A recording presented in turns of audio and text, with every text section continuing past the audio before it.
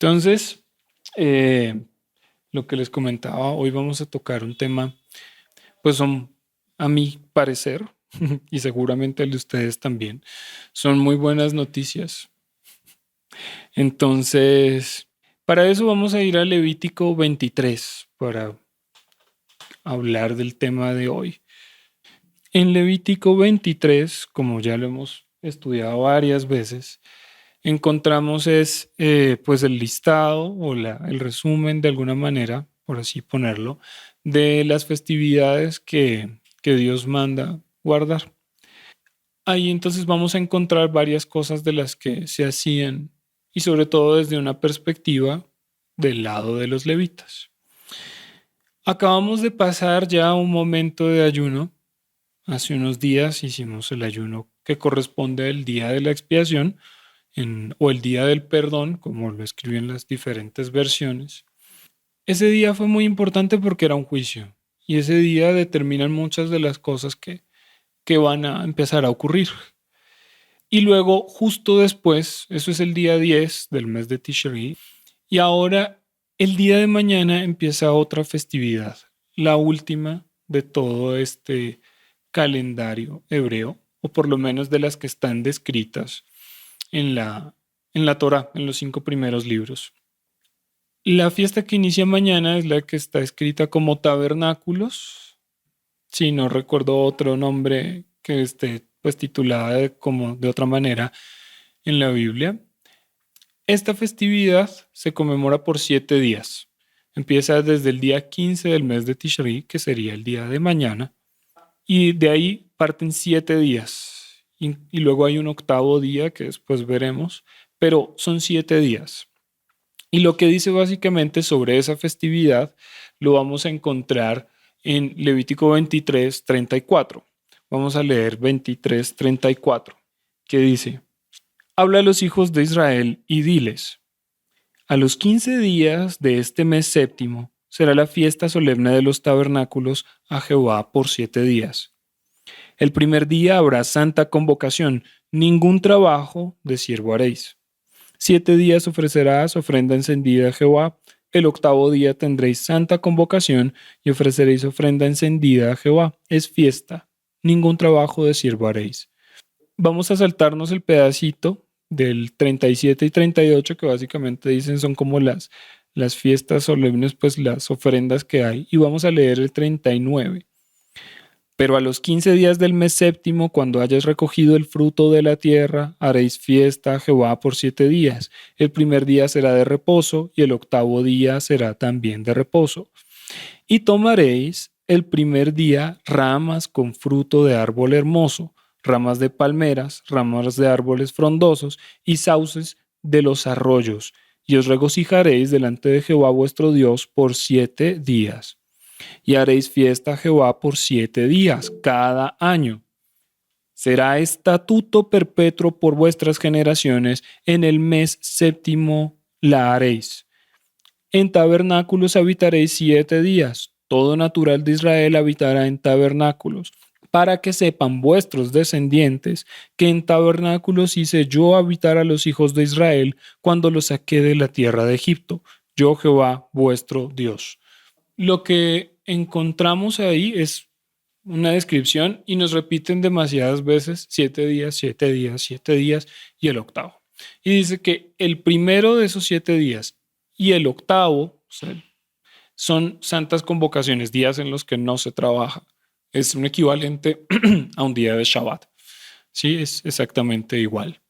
En otros sitios donde nos hablen de las fiestas, en Números, en Deuteronomio, vamos a encontrar de pronto el listado de cuántos sacrificios había cada día y otras cosas.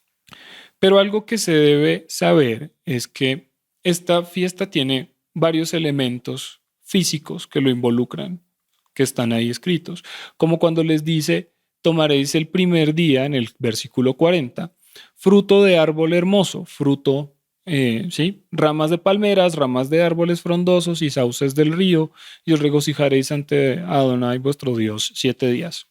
Les está hablando de tomar como tal ciertas cosas. Entonces, cuando buscamos y entendemos allí lo del fruto de árbol hermoso, es un fruto cítrico. Generalmente siempre es cítrico. Normalmente se usa algo que se llama citrón, que es como un limón. Es de color amarillo, generalmente. O si no, cualquier otro fruto cítrico.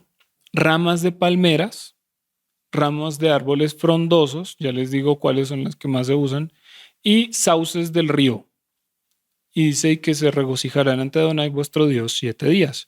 Todo eso tiene un simbolismo muy amplio. Hoy vamos a tratar de tocarlos parcialmente porque son muchos los sentidos que hay dentro de eso. Pero entonces tenemos un fruto de árbol cítrico, ramas de palmeras. Piensen dónde más aparecen ramas de palmeras en la Biblia. Luego ramas de árboles frondosos, generalmente esas ramas de árboles frondosos son ramas de mirto y luego encontramos lo de sauces del río, varas de sauces del río con sus hojas. Todas estas se juntan en un paquete, como en una, los atan, los amarran y los ponen juntos y eso se agita. Entonces, ¿qué pasaba en el templo por esos días? Por esos días, cuando se celebraba la fiesta, teníamos a los levitas y a los sacerdotes moviendo las ramas de los árboles, agitando estas ramas generalmente en las 4 direcciones, ¿sí? Norte, sur, este y oeste, pidiendo que el Espíritu Santo llegara por esos días a la festividad y recogiera a todos los hijos de Israel y los reuniera otra vez en su tierra. Esta es una festividad como las otras dos anteriores, de las de Pentecostés y las de Pascua, que son de cosecha. Se recoge algo. Pero esta es de las cosechas más grandes. Esta es de las cosechas más grandes, más abundantes, sobre todo porque a los que más prosperaban todavía tenían alimentos de la cosecha pasada y de la pasada. Así que esta es de las cosechas más grandes. Y normalmente de pronto frutos que no se habían dado durante el tiempo de la cosecha pasada van a estar listos para este momento. Y en este momento es donde se recogen. Esta fiesta tiene muchas cosas, muchas cosas. Para eso hay que repasar un poco lo que pasaba en el templo por esos días. Entonces vuelvo a decir, los sacerdotes movían no solo las ramas que tenían en las manos, sino también agitaban las ramas de los árboles, anunciando, y las movían a los 4 puntos cardinales, anunciando que el Espíritu Santo o pidiendo al Espíritu Santo que recogiera a todos los hijos de Israel y los trajera otra vez a su tierra. Y por otro lado, tenemos lo que ocurría, pues ellos agitaban las ramas de los árboles más frondosos, pero también teníamos otros elementos dentro de la festividad.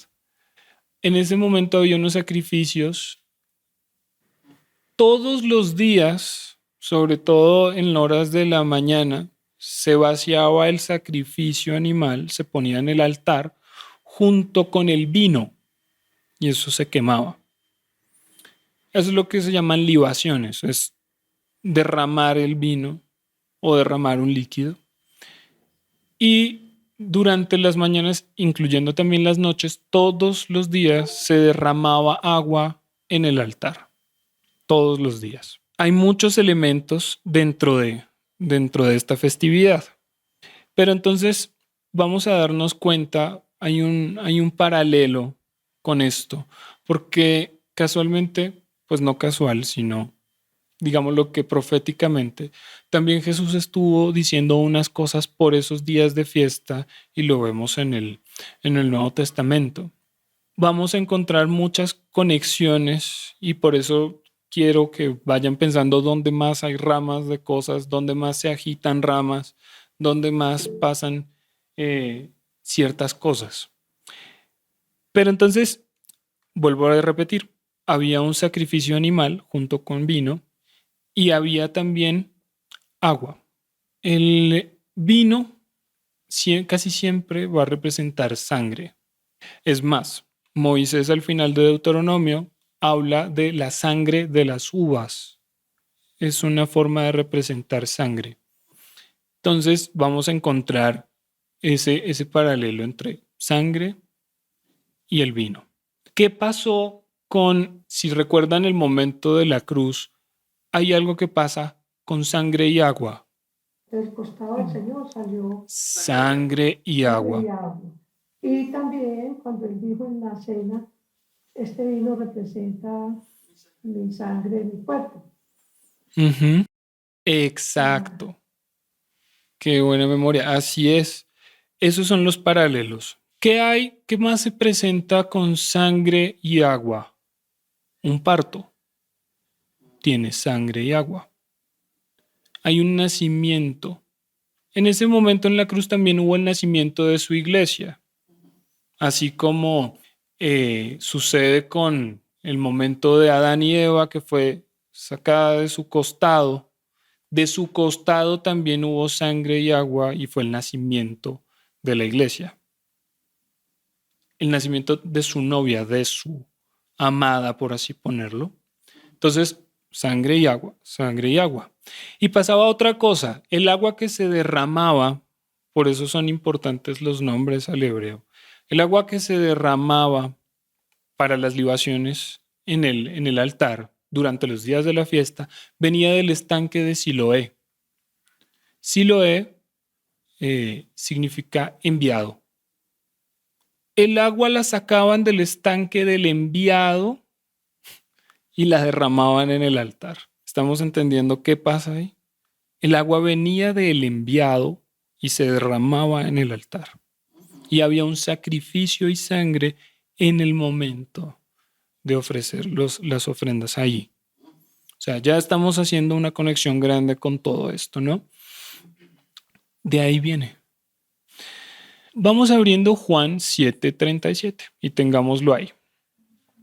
Entonces les estaba comentando lo que sucedía pues con los sacerdotes que estaban moviendo estas ramas y haciendo todo este asunto, ¿no?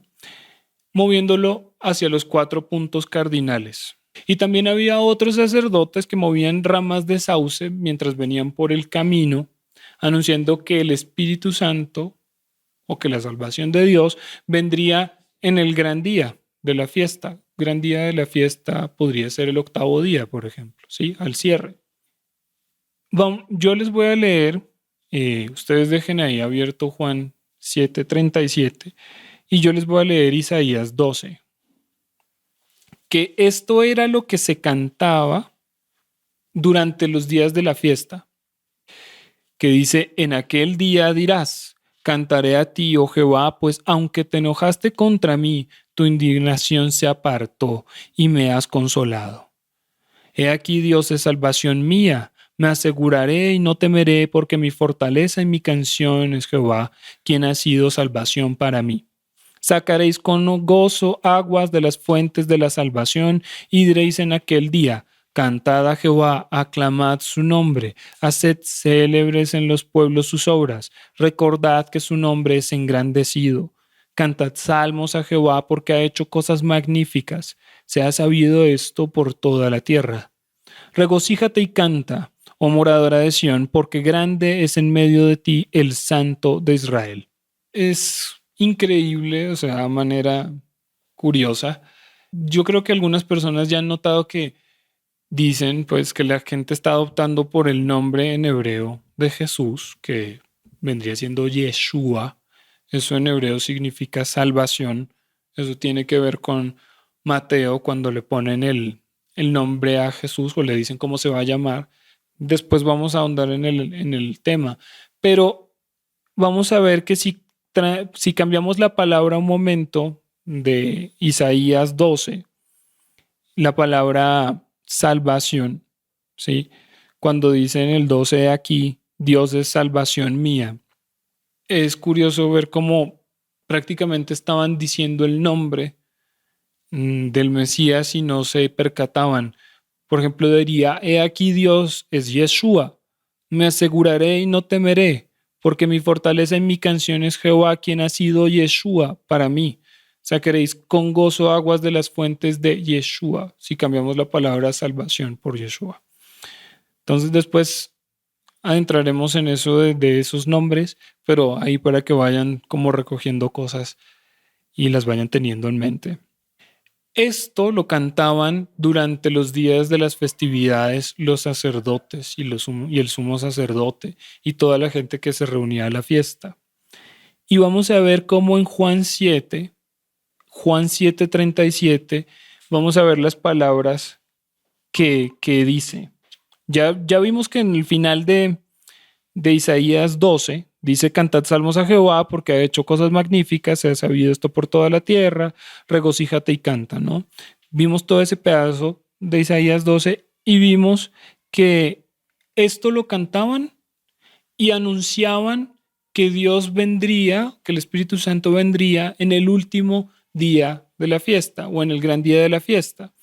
Vamos a ver que en Juan 7:37 hay otra conexión.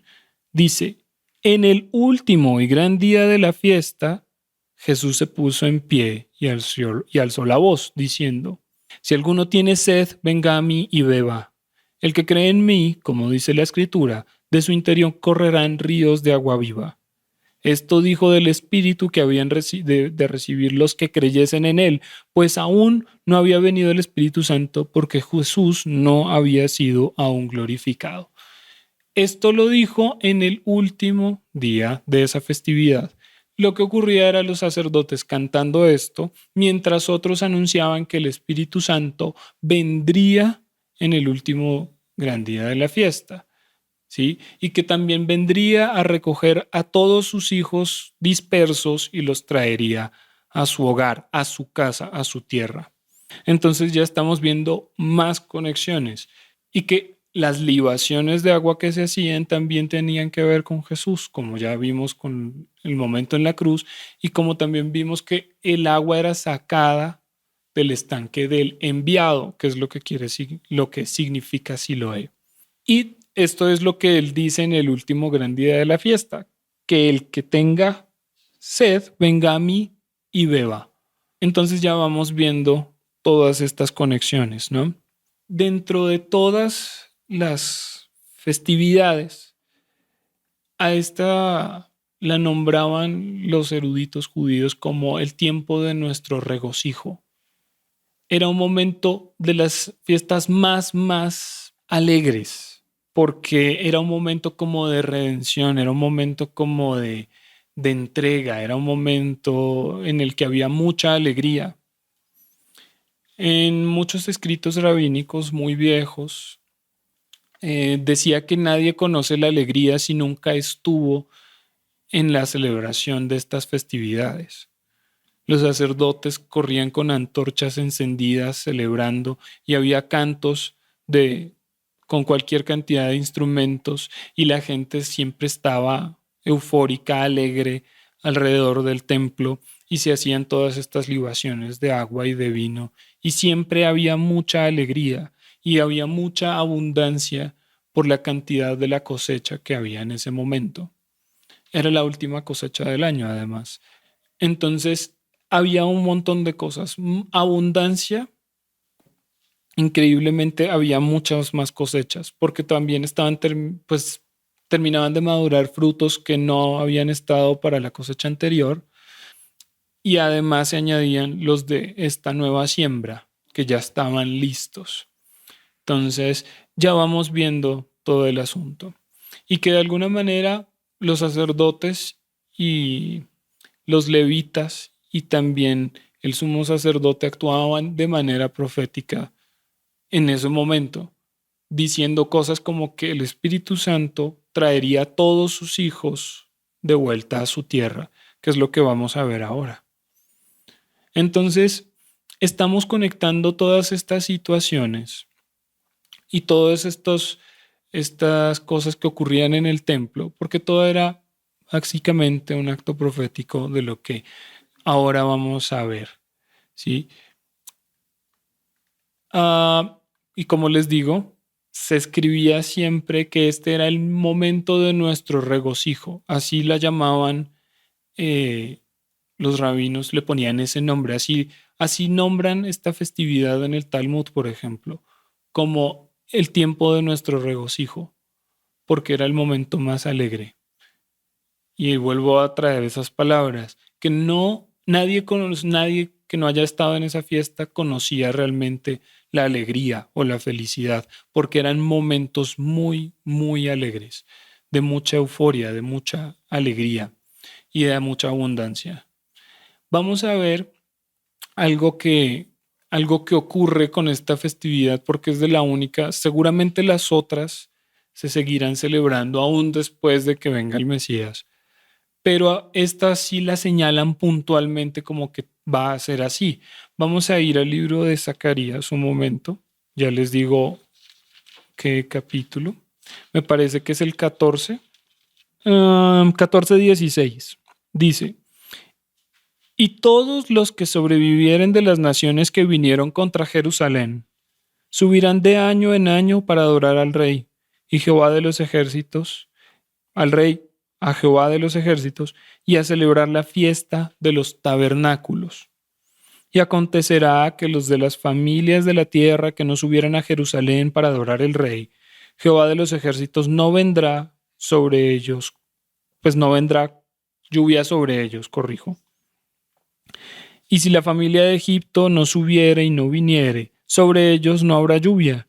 Vendrá la plaga con que Jehová herirá a las naciones que no subieren a celebrar la fiesta de los tabernáculos.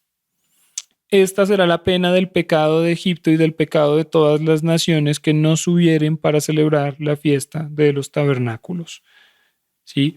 Entonces vemos que esto, que es profético, y está hablando después de un juicio a las naciones y después de pues los versículos anteriores al 16 están hablando como de los castigos y otras cosas.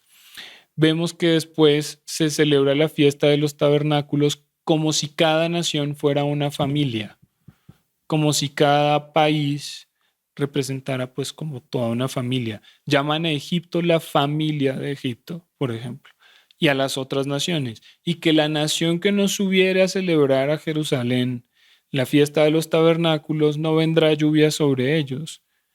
Entonces, vemos que esa se seguirá celebrando a pesar de todo lo que ocurra. Todo esto, como acaban de decir aquí al ladito, todo esto es un ensayo. Literalmente todas estas festividades que vivimos año tras año, solo es un ensayo, solo es, vamos a ensayar hasta que la obra esté lista para salir, ¿sí? Hasta que ya nos podamos presentar al teatro, literalmente. Porque todas son una repetición de hagámoslo otra vez para que no se nos olvide, repitámoslo una y otra vez, y eso es un ensayo. Entonces estamos viendo cómo se van acomodando muchas de las piezas, junto con varias cosas que el Señor nos ha dejado en sus mensajes aquí, nos ha dicho de muchas de las situaciones que están por ocurrir y que también veremos a las personas que no esperábamos, a la familia que no esperábamos, a muchas cosas repentinas suceder, ¿sí? Y siempre nos ha hablado que viene un tiempo de alegría, tiempo de abundancia, tiempo de como sí, de gozo, de alegría. Y es exactamente en estas festividades que vamos a empezar, donde se llama el tiempo de nuestro regocijo, así lo llamaban. Así es como vamos conectando. Y además vemos todo esto de la cosecha que viene y de cómo los sacerdotes iban moviendo las ramas en las 4 direcciones porque van a ser traídos todos los esparcidos, todos los que están en la diáspora, ¿sí? Iban a ser recogidos. Y eso lo vamos a ver también nosotros. Todo esto son actos proféticos. Aquí también se nos había dicho que era un tiempo de cosecha y este es el momento en el que vamos a empezar a recoger los frutos de todas estas cosas. Ahí sí cabe volver a repetir el tiempo de nuestro regocijo, el tiempo de nuestra alegría, que si no habíamos vivido esto antes no conocíamos la alegría. Y así va a ser. Vamos a ver todas aquellas cosas que se nos hacían difíciles, imposibles, demoradas, las vamos a ver en estos días, en este tiempo, que es el tiempo de nuestro regocijo. Entonces, este es la celebración de tabernáculos o la celebración de Sukkot, vista muy por encima porque hay muchos elementos y hay muchas cosas ahí, pero esto es lo que más podemos resaltar en estos momentos, sobre todo porque es lo que estamos viviendo. Aquí empieza la segunda parte de la enseñanza de Sukkot. Para recordar, vamos a leer Levítico 23. O sea, esta es, digamos que nuestra cita bíblica base y últimamente la preferida de los sábados. Entonces, vamos a leer el 23:33. Yo se los voy a leer en esta versión que tengo aquí para recordar lo que está escrito sobre eso. Pero hoy vamos a ver un detallito más de esa festividad, algo que ocurre y por eso hay que leer y hay que ponerse a pensar en esos detalles que parecen a veces como aburridores de la palabra en general, porque hay cosas muy guardadas ahí. Entonces hay que pedir a Dios, orar, para que Él nos guíe a las cosas que están ahí ocultas. Porque generalmente en las partes que la gente se salta, como las genealogías en la Biblia, o como quién era hijo de quién y quiénes eran los valientes de David y quiénes eran tal persona y quiénes eran los levitas que estaban en el templo y quiénes. Esos registros tienen mucha importancia, muchísima. Y además que también sirven para ponernos a meditar en la palabra, que los pongan literalmente en un quebradero de cabeza de por qué dice eso. Por ejemplo, les voy a dejar uno para que se quiebren la cabeza este fin de semana. Está escrito que Satanás indujo a David a hacer un censo. Eso es Primera de Crónicas 21:1. En Números hay un censo, pero ese fue el que se le mandó a Moisés. Pero entonces estaba prohibido contar la gente. Si se dan cuenta, Moisés no cuenta a la gente como 1, 2, 3, 4. No, la gente iba y llevaba un ciclo de plata y lo depositaba pues en algún recipiente y después contaban los ciclos, no contaban la gente. Éxodo 30:12. En Números vamos a ver cómo se acampaba. Yo les conté una vez que ellos no ponían sus carpas, sus tiendas como querían. Ustedes de tal tribu a la derecha y mirando hacia tal lado, ustedes otros, ustedes allá, tiene todo un orden. Y dice que cada uno conforme a su estandarte, conforme a su bandera, entre comillas. Y bueno, todo eso. Pero entonces les contaba, a David dice en uno de los libros que Satanás lo indujo a hacer un censo del pueblo. Y de hecho por eso hubo una mortandad. Después el profeta Natán le dice, el Señor te dice que escojas una de estas 3 cosas. Y esas vamos a hacer. Y él dice, bueno, yo no voy a caer en manos de otras personas, no vamos. Entonces, que caiga la mano de Dios sobre nosotros. Y se murieron un montón de personas. Y él tuvo que después hacer un sacrificio para detener la mortandad, en fin. Pero en ese dice que Satanás lo indujo a hacer eso. Y en otro dice que Dios, Jehová, lo indujo a hacer el censo. Segunda de Samuel 24:1 y 2. Dice que Dios se fue contra ellos y entonces indujo a David a hacer un censo. Pero en uno dice que Satanás lo indujo y en otro dice que Dios lo indujo. Ahí les dejo. Léanlas, piénsenlo, digan, Señor, ¿y esto qué? ¿Por qué? Ahí les dejo. Bueno, entonces vamos a Levítico 23:33. Nuestra cita base para recordar la festividad en la que nos encontramos de Sukkot. Y le dijo el Eterno a Moisés, dile a los hijos de Israel, el día 15 del mes séptimo será la festividad de cabañas o Sukkot, para el Eterno que durará 7 días. El primer día en el 35, el primer día será de santa convocación, no haréis trabajo servil. Versículo 36. Los 7 días brindaréis ofrendas ígneas al Eterno. Al octavo día, que será de santa convocación para vosotros, presentaréis ofrenda ígnea al Eterno y no haréis trabajo servil. Tales son las festividades del Eterno de santa convocación para brindar al Eterno una ofrenda ígnea, un holocausto, una ofrenda vegetal, un sacrificio de animal puro y libaciones, cada día lo que corresponde. Aparte de los sábados del Eterno, de vuestros presentes, de vuestros votos y de vuestras donaciones al Eterno. Y el día 15 del mes séptimo, al término de la cosecha, celebraréis festividad al Eterno, la fiesta de las cabañas durante 7 días. El primero será de estricto descanso, como asimismo el día octavo. Y tomaréis para vosotros frutos de sidra, árbol cítrico, hojas de palma o ramas de mirto y de sauce del arroyo, y regocijaréis ante el Eterno, vuestro Dios, durante 7 días. Será una fiesta al Eterno de 7 días en el año, ley eterna para vosotros esta fiesta, para que la celebréis anualmente cada mes séptimo. Viviréis en cabañas esos 7 días. Cada nativo de Israel habitará en cabañas para que vuestras generaciones sepan que hice habitar a los hijos de Israel en tiendas cuando los libré de la tierra de Egipto. Yo, el Eterno, vuestro Dios. ¿Listo? Eso es Sukkot y una generalidad de sus leyes, diciéndoles, van a hacer sacrificios animales, van a llevar una ofrenda vegetal, van a llevar una ofrenda pues de libaciones de vino y agua. Libaciones es que derraman el agua o el vino durante sus días. ¿Sí? Ahora vamos a otra cita. Pero ahí vamos, es donde esas partes que les digo que parecen un poco sin sentido o un mero registro, pero tienen mucho significado. Vamos entonces a leer, ya les digo, números. Vamos al libro de los números 29. Vamos a números 29.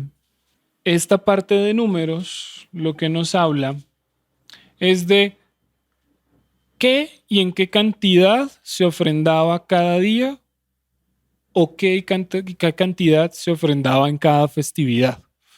Eso es lo que nos dice. Entonces puede parecer un poco aburrido. De hecho, vamos a leer un poquito para que se den cuenta qué pasa. 29:12 está hablándonos de las ofrendas, tanto vegetales como líquidas, como animales, que se ponían, pues que se ofrendaban en los días de Sukkot. Entonces, 29:12 dice, también a los 15 días del mes séptimo tendréis santa convocación. Ninguna obra de siervo haréis y celebraréis fiesta solemne a Jehová por 7 días. Eso ya lo habíamos leído en Levítico 23. Pero dice, y ofreceréis en holocausto, en ofrenda encendida a Jehová, en olor grato, 13 becerros de la vacada, 2 carneros y 14 corderos de un año, han de ser sin defecto. Y las ofrendas de ellos, de flor de harina amasada con aceite, 3 décimas de efa, con cada uno de los 13 becerros, 2 décimas con cada uno de los 2 carneros, y con cada uno de los 14 corderos 1 décima, y un macho cabrío por expiación, además del holocausto continuo, su ofrenda y su libación. El segundo día, 12 becerros de la vacada, 2 carneros, 14 corderos de un año sin defecto, y sus ofrendas y sus libaciones con los becerros, con los carneros y con los corderos, según el número de ellos, conforme a la ley, y un macho cabrío por expresión, además del holocausto continuo y su ofrenda y su libación. El día tercero, 11 becerros, 2 carneros, 14 corderos de un año sin defecto, y sus ofrendas y sus libaciones con los becerros, con los carneros y con los corderos, según el número de ellos, conforme a la ley, y un macho cabrío por expiación, además del holocausto continuo y su ofrenda y su libación. Y así vamos a ver que nos dice cada día que se ofrecía y cuánto. Puede parecer repetitivo. Si no se han dado cuenta, a Dios le encanta repetir las cosas. A veces en un mismo párrafo podemos encontrar lo mismo dicho 2 veces con 1 o 2 palabras distintas. Exacto, entonces estamos viendo, pues si no lo habían notado, a él le encanta repetir. Esto, porque porque pues el aprendizaje está en la repetición. Ahí les digo. Entonces, bueno, y el hábito también está en la repetición. Entonces, vemos que cada vez nos dice qué día se van a ofrendar qué cosas, en qué cantidad. Lo único que no repite es la cantidad de las ofrendas vegetales y las libaciones, que ahí son medidas de efa y otro que se llama in, que son las medidas para líquidos y para las harinas y otros granos y cosas por el estilo. Pero acá hay algo muy importante, que por el hecho de que muchas veces estamos leyendo con pereza o sin atención, no nos damos cuenta. Resulta que cada día, vamos solamente a mirar una cosita, cada día vamos a empezar con el día 1. Dice en el 29:13, 13 becerros de la vacada. 13 becerros de la vacada. Vamos a ponerlo ahí. Ahora vamos al día 2. Son 12. Y cada día va disminuyendo el número de becerros. 13, 12, 11, 10, 9, 8, 7. En el 7 se queda. Hay un octavo día, pero ya lo vamos a ver. Ahora quiero que, sin que pierdan esta cita, pues por si la quieren leer después conmigo, pero quiero que sin perder esa cita vayamos a Génesis 46. Génesis 46.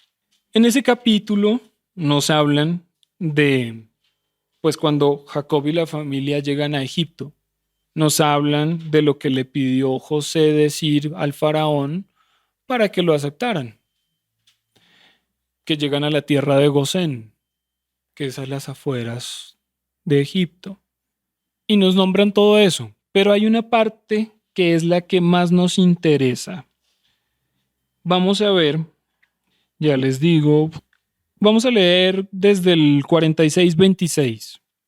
Todas las personas que vinieron con Jacob a Egipto, procedentes de sus lomos, sin las mujeres de los hijos de Jacob, todas las personas fueron 66. Y los hijos de José que le nacieron en Egipto, 2 personas. Todas las personas de la casa de Jacob que entraron a Egipto fueron 70. Vuelvo a leer ese pedazo. 46:26. Todas las personas que vinieron con Jacob a Egipto, procedentes de sus lomos, sin las mujeres de los hijos de Jacob, todas las personas fueron 66. Y los hijos de José, que le nacieron en Egipto, 2 personas.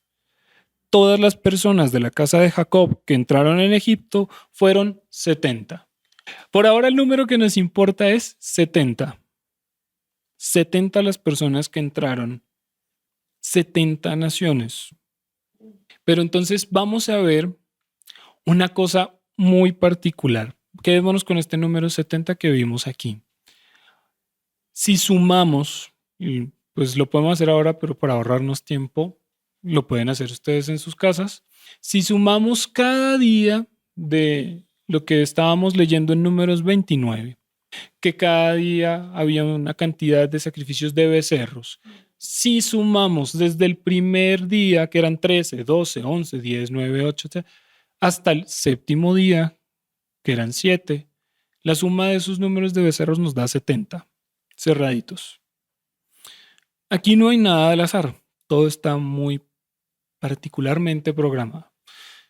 Entonces vamos a ver que cada día, 13, 12, 11, 10, 9, 8, el día séptimo son 7. Y el día octavo, que también era un día de santa convocatoria, que había libaciones, que había otras cosas, ese día no son 6, ese día es 1. Vamos a Números 29 otra vez. Números 29. Entonces vamos a leerlo, ya sabemos que va disminuyendo de a 1. 1, 1, 1, 1, 1. Y ahora vamos a leer leamos el día sexto y el día séptimo para que nos demos cuenta. Teniendo en cuenta que el primer día eran 13 becerros. Ahora miremos el día sexto. 29, 29. El sexto día, 8 becerros, 2 carneros, 14 corderos de un año sin defecto. y sus ofrendas y sus libaciones con los becerros, con los carneros y con los corderos, según el número de ellos, conforme a la ley. 31. Y un macho cabrío por expiación, además del holocausto continuo, su ofrenda y su libación. 32. El séptimo día, 7 becerros, 2 carneros, 14 corderos de un año sin defecto, y sus ofrendas y sus libaciones con los becerros, con los carneros y con los corderos, según el número de ellos, conforme a la ley. Y un macho cabrío por expiación, además del holocausto continuo con su ofrenda y su libación. Vimos el patrón de que empieza a disminuir de a uno hasta el día séptimo, que son 7 becerros. 35. El octavo día, el último de la celebración, tendréis solemnidad, ninguna obra de siervo haréis, y ofreceréis en holocausto, en ofrenda encendida de olor grato a Jehová, un becerro, un carnero, 7 corderos de un año sin defecto, sus ofrendas y sus libaciones con el becerro, con el carnero y con los corderos, según el número de ellos conforme a la ley, y un macho cabrío por expiación, además del holocausto continuo con su ofrenda y su libación. Y vamos en 7 y después uno solito. Y ya. Hasta el día 7, hasta el séptimo día, suman entre todos los sacrificios de todos los días de becerros 70. ¿Sí? Y el octavo día solo hay uno.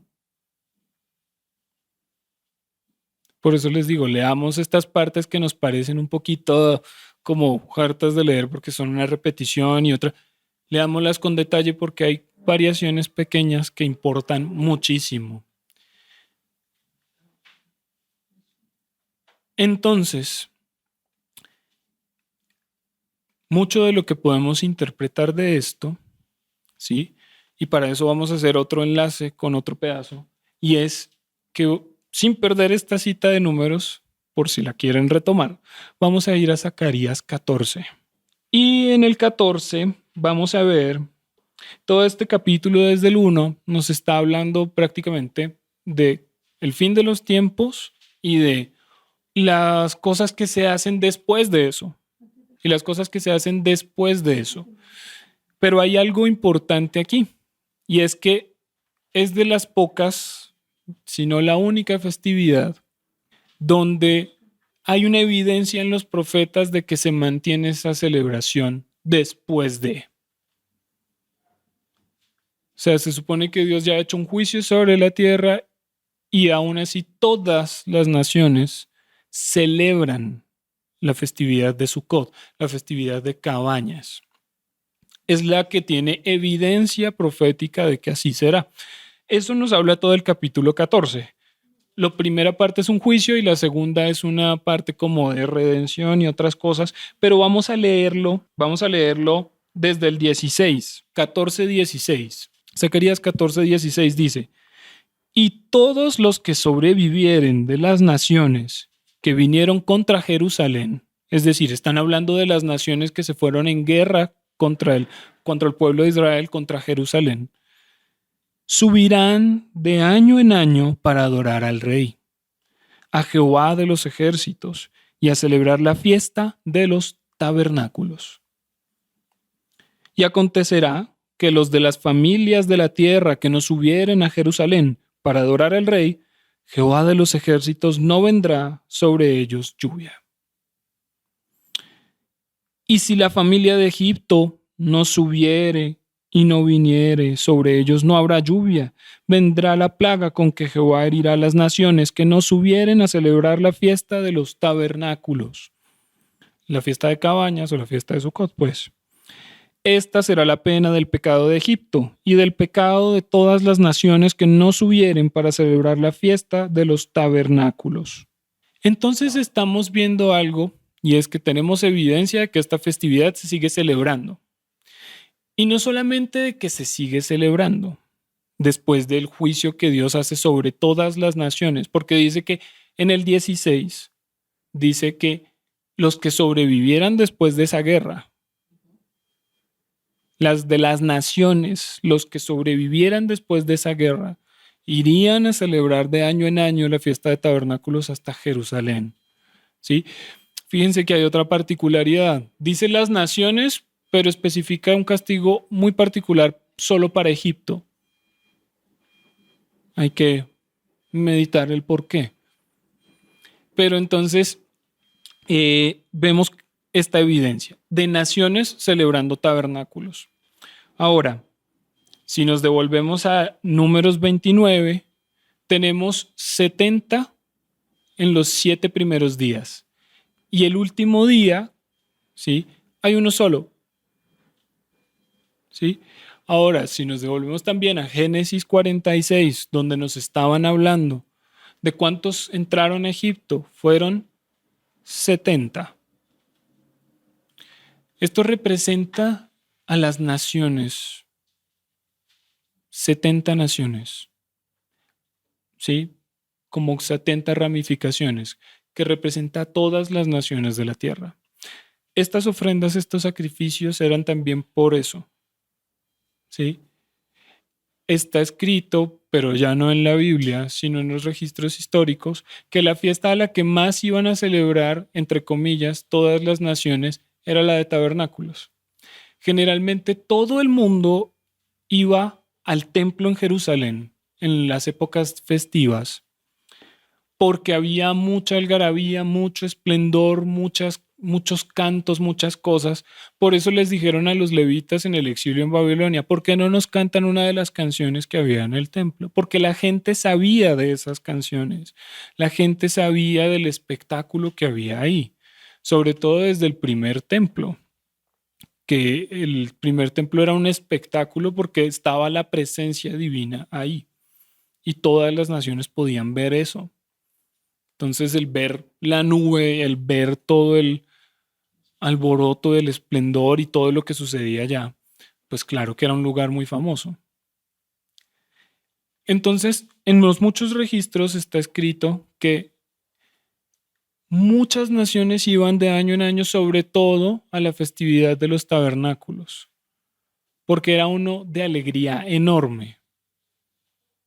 La literatura rabínica escribe que nadie ha conocido la alegría si no ha estado en la celebración de esta festividad, que nadie realmente ha experimentado la felicidad si no ha estado en las celebraciones en el templo de la festividad de Cabañas, de Sucot, de Enramadas, porque era una alegría enorme, ¿sí? Entonces había las libaciones de agua, las libaciones del vino, los sacrificios, los cánticos, la gente afuera habitando en estas cabañas, ¿sí? Y se compartían alimentos, había una alegría enorme y sobre todo un compartir enorme entre todos, ¿sí? Esto solamente nos habla de que Dios ya recibía de antemano, estaba preparando la recepción de todas las naciones a su pueblo, pues incluirlos, adherirlos a todo esto. Inclusive Zacarías ya nos habla de que ellos iban a venir a adorar al rey en esas épocas. Y el último sacrificio, el último, nos habla de esa unificación bajo un único rey.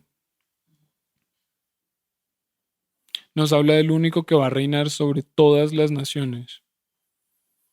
De que, como dice Zacarías, ese día su nombre será uno y Dios será uno en medio de nosotros. ¿Sí? Entonces esto es lo que estamos viendo con toda la festividad. Hoy ya es el penúltimo día, entonces los invito a que sigan leyendo sobre estas cosas, a que se detallen estos pequeños cambios que hay en la escritura, a que no se salten los pedazos que de pronto les parezcan medio aburridos, porque las genealogías y todo eso de pronto nos puede parecer un poco harto, pero si empezamos a detallar la cantidad de repeticiones, por ejemplo, de la única genealogía que se escribe 2 veces, ¿quién es? La de Esaú.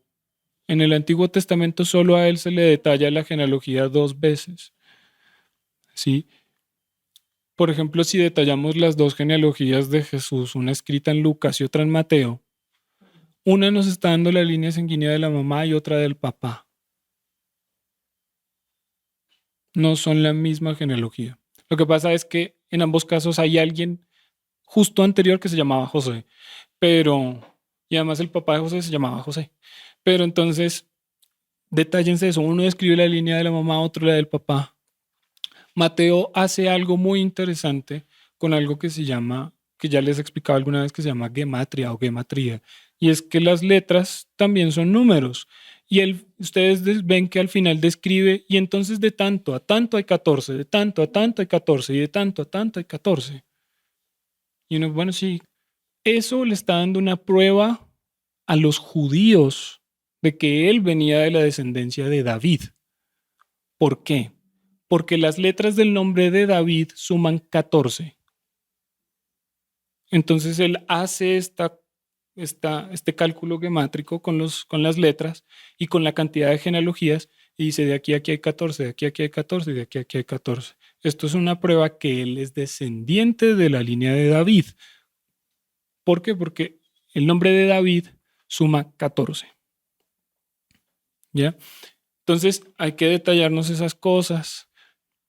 Entonces leamos, comparemos y pidamos sobre todo en oración que esas cosas se nos enseñen, se nos expliquen.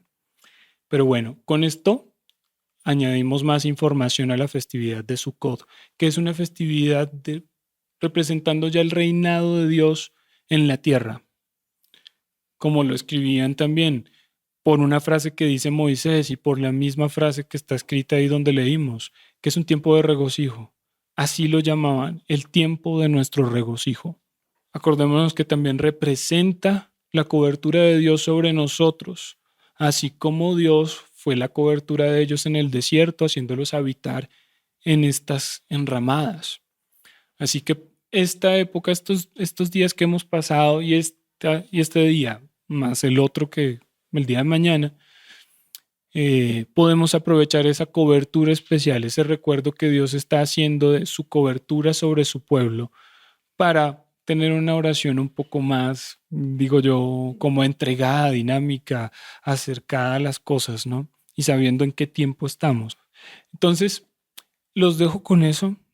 Revisen, lean ahora con más atención esas genealogías que parecen como hartas, los detalles que hay en una y en otra, ¿sí? Porque los números tampoco son al azar. Fíjense que es curioso, pero cada vez que había una mortandad en el desierto, morían en números cerrados. 14,000, 7,000, 3,000, 200, tal. Así, no eran 201, eran 200. No eran 14,000, eran 14,700. Solo hay unas pocas veces en las que dicen son 3,000, no sé qué, 5. Hay muy poquitas veces en las que hay cambios así. De resto, todos son números cerrados. Eso tampoco es al azar, hay que empezar a preguntarnos el por qué. ¿Sí? Pidámoslo en oración y sobre todo leamos, porque el Espíritu Santo no nos va a decir, o sea, usted tiene que leerlo para poder él trabajar con lo que usted ya leyó. Y usted se acuerda de que usted leyó tal parte. Ah, bueno, eso lo que quiere decir es de esta otra parte que usted ya había leído antes. Porque si no, entonces, ¿para qué tenemos que leer? Hay que leer. Así muchas veces no lo entendamos, repitámoslo una vez más.